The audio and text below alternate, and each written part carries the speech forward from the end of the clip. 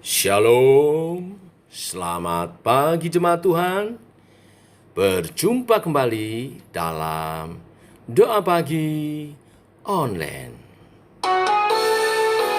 Janjimu ya dan amin.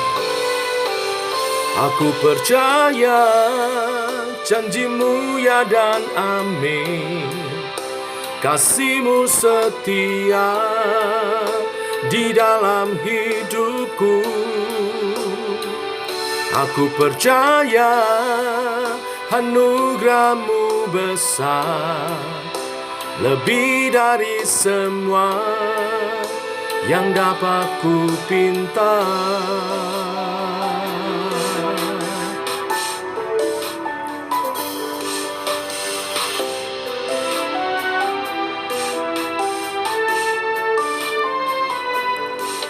Saat ku lemah, kau angkat hidupku.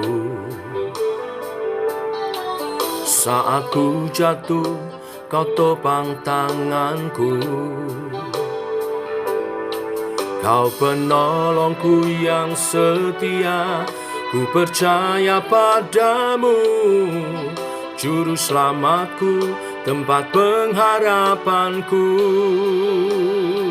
Aku percaya janjimu ya dan amin. Kasihmu setia di dalam hidupku.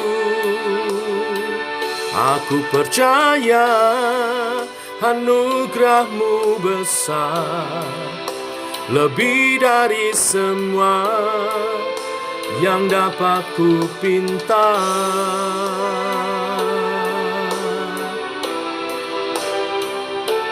Kami bersyukur ya Bapa, buat kasih setiamu, buat janji-janjimu yang kau genapi dalam kehidupan kami. Biar mulut kami memuji, memuliakan nama-Mu.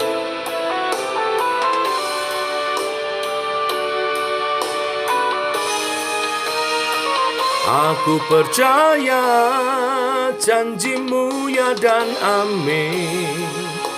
Kasihmu setia di dalam hidupku. Aku percaya anugerahmu besar, lebih dari semua. Aku percaya janjimu ya dan amin. Kasihmu setia di dalam hidupku. Aku percaya anugerahmu besar, lebih dari semua yang dapat ku pinta. Lebih dari semua yang dapat ku pinta.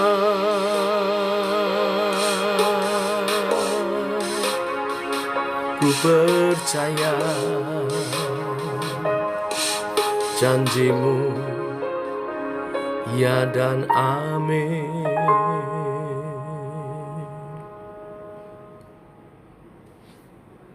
Tiba waktunya untuk kami merenungkan firman-Mu. Firman-Mu adalah suluh dan terang bagi jalan kami. Berfirman Bapa, terangi hidup kami. Tuntun kami dalam rancangan-Mu. Dalam nama Tuhan Yesus kami berdoa. Amin. Bapak Ibu, kita lanjutkan renungan firman pada pagi hari ini. Nehemia pasal 11 ayat 1 sampai dengan yang 36. Demikian firman Tuhan.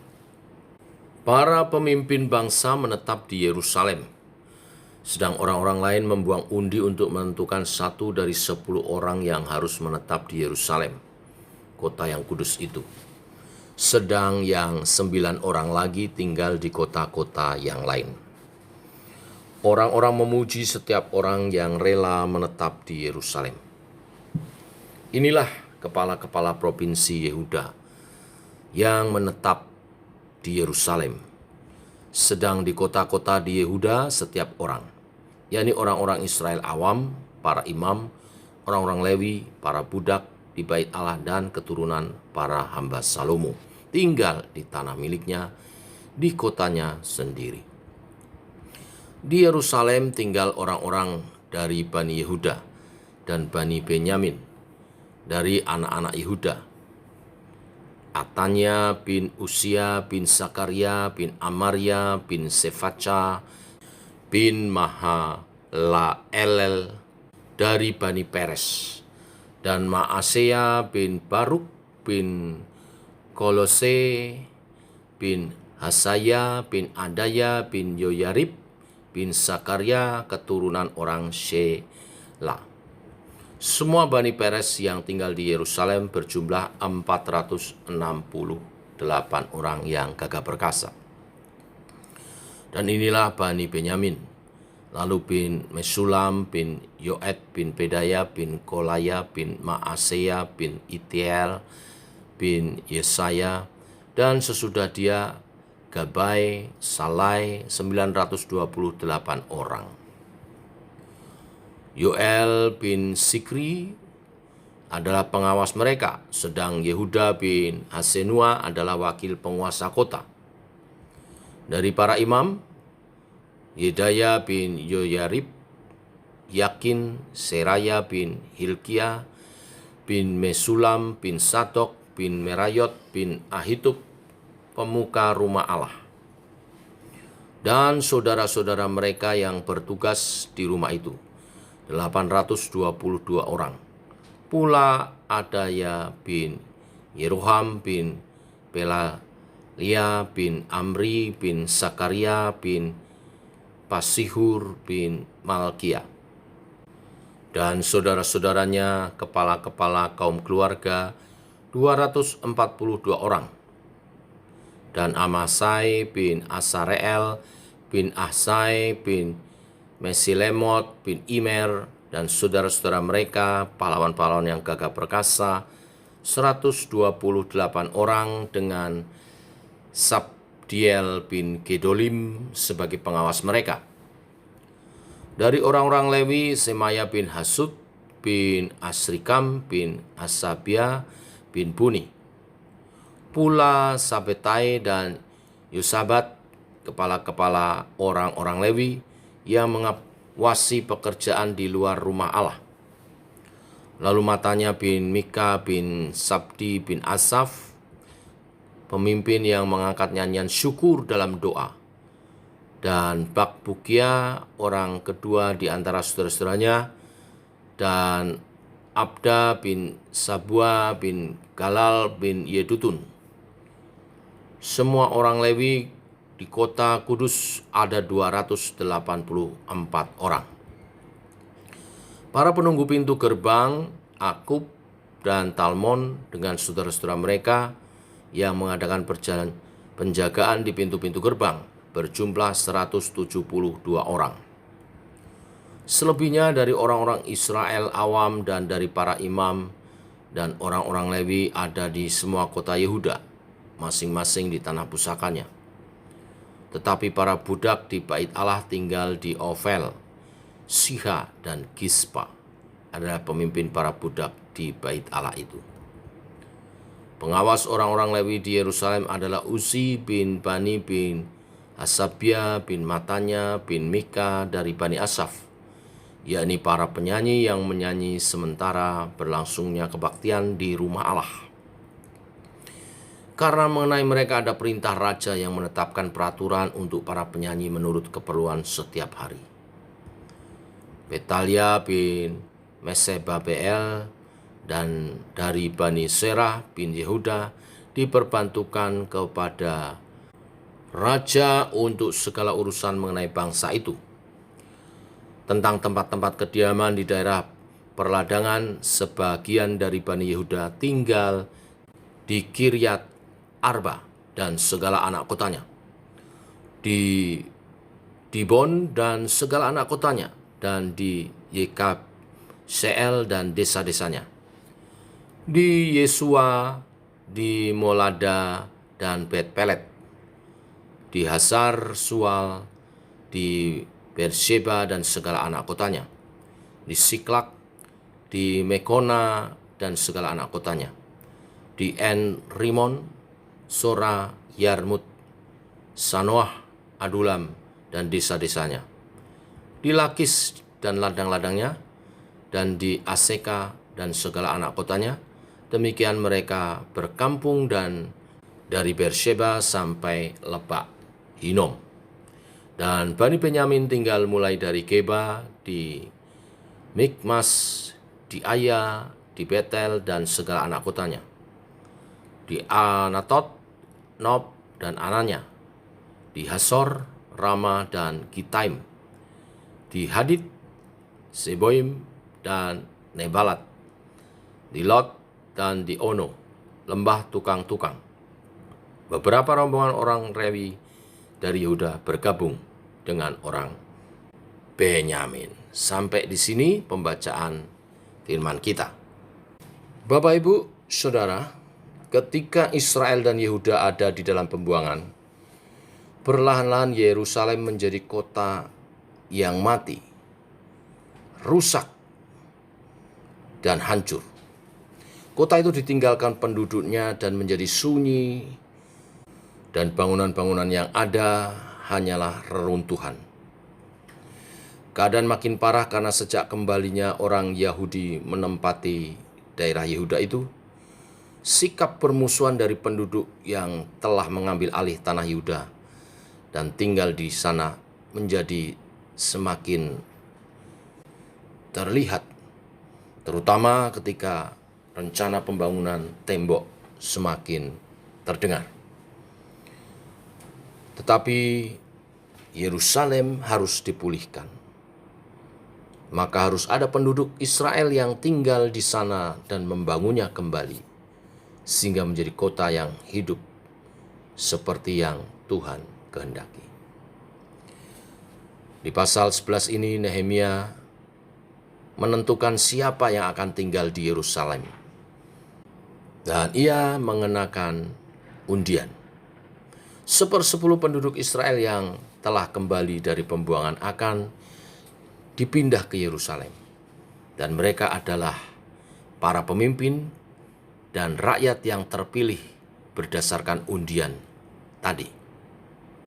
Di ayat 2, orang-orang yang tinggal di Yerusalem dipuji oleh penduduk yang lain karena kerelaannya. Kata dipuji sesungguhnya diterjemahkan yang tepat adalah diberkati. Karena mereka tahu betapa berat kehidupan di Yerusalem di awal-awal pemulihan. Mereka akan menjadi target konflik dan juga mereka harus mulai membangun dari reruntuhan untuk memulihkan Yerusalem, kota suci itu. Itulah sebabnya seluruh orang Israel yang tinggal di luar Yerusalem memuji mereka dan memohonkan berkat bagi mereka yang akan tinggal di Yerusalem. Karena mereka akan memerlukan kekuatan lebih, hikmat lebih, dan juga iman kepada Tuhan hingga pemulihan terjadi atas kota Yerusalem. Perjuangan dan pengorbanan mereka untuk membangun kembali tempat tinggal mereka, serta kerelaan untuk meninggalkan rumah mereka sendiri, dan segala kenyamanan bagi yang mulai mapan, semuanya ini bukanlah hal yang mudah. Hanya bila Tuhan menopang dengan kekuatannya, maka kota ini akan pulih kembali sesuai dengan janji Tuhan. Hal yang lain kita lihat di ayat 3. Dikatakan bahwa selain orang-orang yang diundi, para pemimpin juga tinggal di Yerusalem. Sekali kita melihat keteladanan dari para pemimpin untuk berkorban sehingga dapat menjadi pemimpin yang dihormati, sangat diperlukan untuk membangun kembali Israel dan kota Yerusalem. Bapak Ibu, saya jadi teringat pembangunan IKN dan rencana kepindahan dari aparat negara yang juga diikuti para menteri. Saya melihat sedikit hal yang sama demi pemerataan pembangunan Indonesia IKN dibangun dan para pemimpin negara, para pejabat dan para ASN harus rela pindah ke IKN. Ini semangat yang baik yang patut kita dukung. Kita doakan Indonesia 5 tahun ke depan bahkan selanjutnya makin maju. Terjadi pemerataan kemajuan pembangunan di seluruh Indonesia. Nah, inilah berita firman hari ini. Biarlah memberkati kita semua. Untuk pemulihan terjadi, harus ada orang-orang yang rela berkorban. Dan para pemimpin dituntut untuk berkorban lebih lagi. Tuhan memberkati. Mari kita berdoa. Bapa dalam surga, kami mengucap syukur oleh kasih dan rahmat-Mu, anugerah-Mu selalu baru.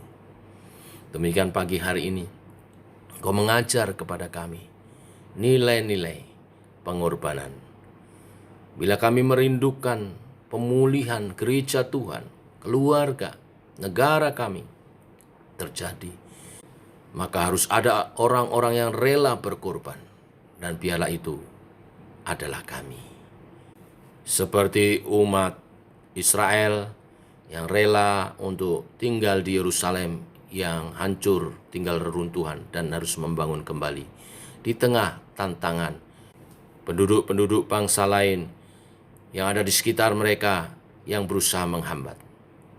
Juga para pemimpin yang rela meninggalkan kenyamanannya untuk memberi hidup membangun kotanya bagi kemuliaan nama Tuhan.